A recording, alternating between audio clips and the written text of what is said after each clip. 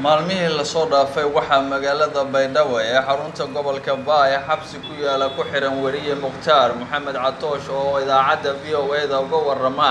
deegaanada Koonfur Galbeed waxaana sababaha xarigiisa cadeeyay maamulka Koonfur Galbeed wasiirka wasaaradda warfaafinta Koonfur Galbeed Xasan Cabdi Maxamed Ugaas Xasan ayaa sheegay in sababta loo xiray ay tahay in uu baahiyay war ku saabsan in saddex haween lagu kufsaday inta u dhaxaysa degmada Walanweyn iyo deegaanka Leego ee gobolka Shabeellaha Hoose isla markaana mid ka mid ah oo 4 sano jir ahayd ay ku geeriyootay isbitaalka magaalada Baydhabo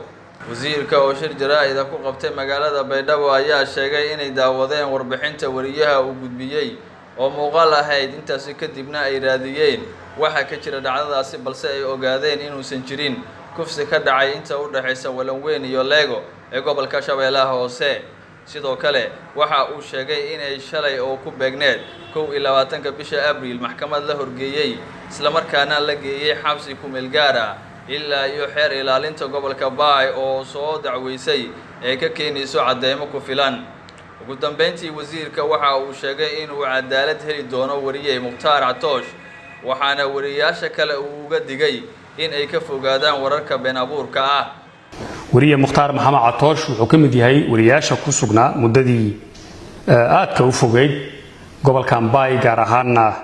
magaalada Baydhabo wakiil wareedna uu ahaa VOA oo ku hadasha afka Soomaaliga hase yeeshee muddo maalmo laga joogo ka hor Mukhtaar Maxamed Catoosh wuxuu war ka tabiyay magaalada Baydhabo isagoo u diraya VOA kuna tilmaamaya in uu ka dhacay gobolada Koonfur Galbeed Soomaaliya kufsi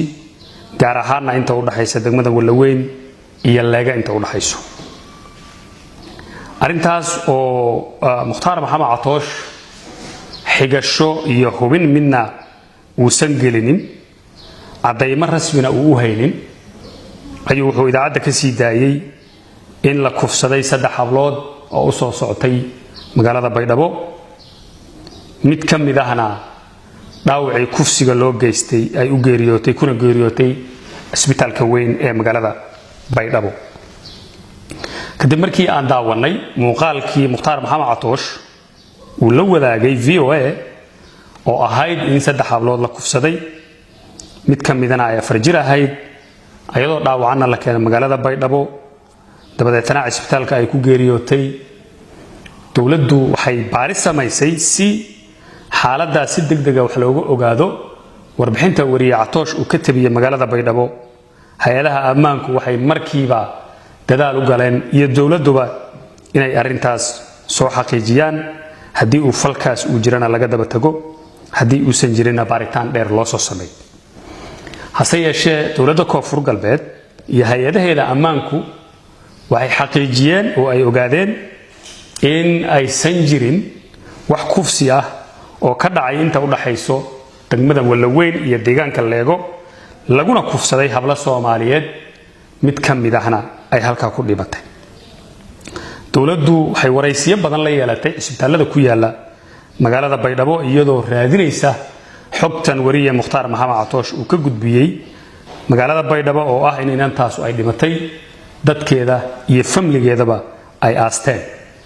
waxa soo baxday inay tahay war been abuur ah wariye Mukhtaar Maxamed Catoosh warbixinta uu VOA ka sii daayay ma lahayn xigasho ma lahayn cadeymo codah ma lahayn cadeymo muuqaal ah shalay oo ay taariikhdu ahayd 22 bishana waxa la horgeeyay maxkamadda gobolka Baay waxaana loo gudbiyay xabsiga si ku meel gaar ah inta laga dhageysanayo dacwadiisa Maxamed Cali Cabdulqaadir Muqbaahiyaha Galmudug